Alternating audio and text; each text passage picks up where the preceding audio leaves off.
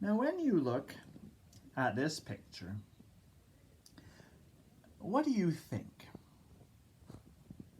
Would you trust these people?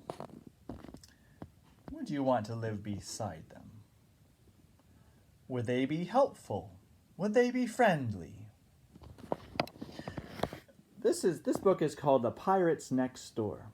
And some books have messages or things we can learn.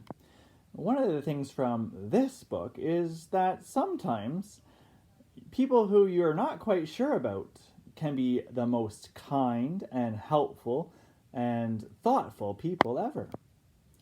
When you think about living beside a pirate, you might get a little bit nervous. Let's see what happens in this book and whether the neighbors needed to be nervous or not. This is how the book opens. Delancey, population 2,227. Average age is 67. Sister city is New-sur-Mer. Pirates Next Door. Matilda lived in Delancey, a gloomy seaside town too busy in the summer. There's the summer picture. And in the winter, it shut down. Can you guess who Matilda might be? There weren't too many kids around, and none on Tilda's street, but the lawns were mowed and the cars were washed and the hedges trimmed and neat.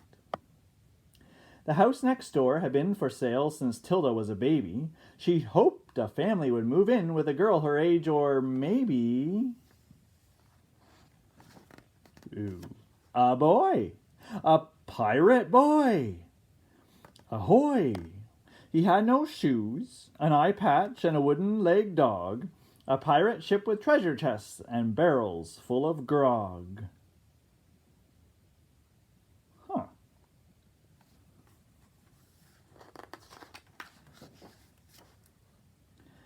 He said, "We're the Jolly Rogers. We'll be anchoring next door. We've sailed the 7 seas, but now we've had to come ashore.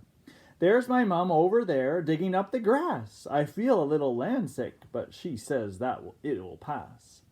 That's Dad over there. That's Dad over yonder, the captain of our crew. He likes to shout 'Arr' a lot, 'cause that's what pirates do. Grandpa won't set foot on shore. Says that he can't bear dry land. The last time he left the ship, the king chopped off his hand. That urchin there's called Nugget. She's a rascal, as you can see, though she can't fire the cannon yet because she's only 3. Here's the family. Next morning, Tilda shouted, "Life's not boring anymore. Isn't it fantastic? Those pirates moved next door." But Mom and Dad were not impressed. The neighbors' hood will sneer. The way they dress, the way they speak, they won't fit in round here. Their kids are always playing with the most alarming toys. We'd rather you were friends with normal girls and boys.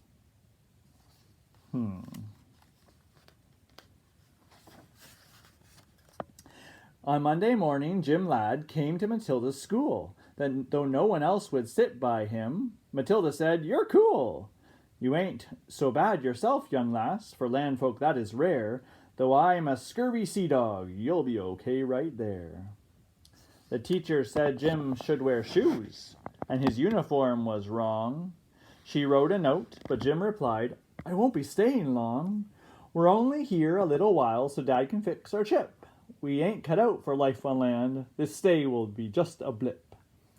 We're the Jolly Rogers, and we need to be at sea. School's grand, but understand, it's a pirate's life for me." After school, a neighbor came around for cake and tea. Her name was Mrs. Bumble from number 33. Miss Pinky called town council to see what they could do. She didn't live through 2 world wars to have pirates spoil her view. "Isn't it disgraceful on such a lovely street? Why don't they even try to keep their front lawn looking neat?" So they're starting to have some problems with the new neighbors. They have to go, said Miss Devine, who lived at number 89. Their teeth are black, their nails are too. This really, truly just won't do. They never wash, their kids have lice, they also don't smell that nice. You smell okay. Thanks. They wear old clothes and scruffy hats. I'm told their ship is full of rats. So they have some things they think about the pirates. I wonder if it's true. Also mad was Mr. Shore, the grumpy man at 34. He liked to read the paper on his sunlit deck, you know. But the pirate ship blocked out the lights, so he said they'll have to go. I like some peace and quiet, but they're fixing up that boat. Hammering all day and night, that thing will never float. It would be hard to sleep with hammering. I think they do have a point. The two Miss Yates at 88 told everyone who passed their gate, we saw them grab the mailman. They made him walk the plank. It's lucky he can swim, but we're afraid the mail will sink. I wonder if that happened. They scared the ducks, said Mrs. Snooks, and terrorized the park. They boarded people's rowboats and fired cannons for a lark. And he's saying, that's my boy. Ooh, arr, quack, quack, quack. Driving home from bingo, Mrs. Plum got quite a fright. They were digging up the roadside in the middle of the night.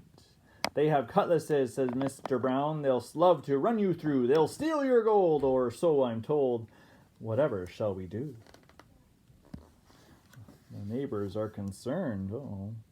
Mrs. Bevan from 87 marched down to town hall. She collected a petition, 50 signatures in all. They're digging holes and fighting fight. It's the beginning of the end. I have lived here for years and years, and so have all my friends. Before you know it, there'll be more. We'll all have pirates right next door. The Jolly Rogers cannot stay. You must make them go away.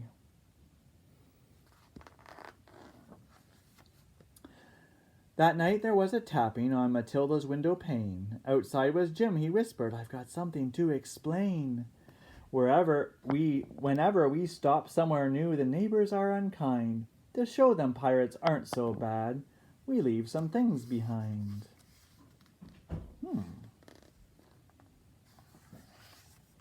Our galleons now ship shape, and it's time we sailed away. And I'd be sad to leave, 'cause I've enjoyed our stay. But we pirates need a venture to see lands cross the ocean. We need cutlasses and treasure maps and lots of suntan lotion.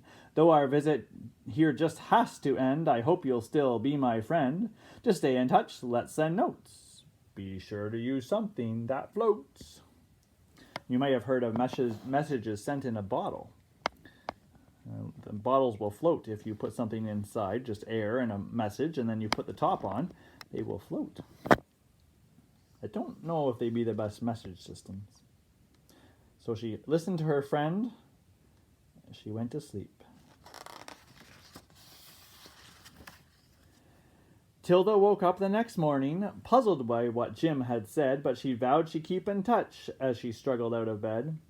She opened up her curtains and gave a great big yawn, and there, to her amazement, was an X on everyone's lawn.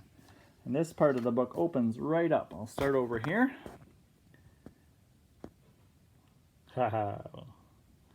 Looks like the neighbors are digging. Looks like the neighbors are digging. Digging, digging, digging. Digging, digging, digging. That's a bonus part right in the middle of the book. It's kind of fun when books have that. Oh, what a shame they left. I didn't say goodbye. They were such a charming family. I think I'm going to cry. I'm such a pirate fan, you know. They wore such lovely hats. I'd rather like their singing, and I'll miss their darling rats. Squeak. They changed their mind about the neighbors when they got the gold. After that, the town went on landlubbering happily, but Tilda still goes fishing on the jetty by the sea. She's waiting for a message to wash up on the shore from her very special pirate friend, the one who lived next door. So now that it's the summer, you can come aboard our ship. We'll pick you up next Tuesday for a special pirate trip. Woof.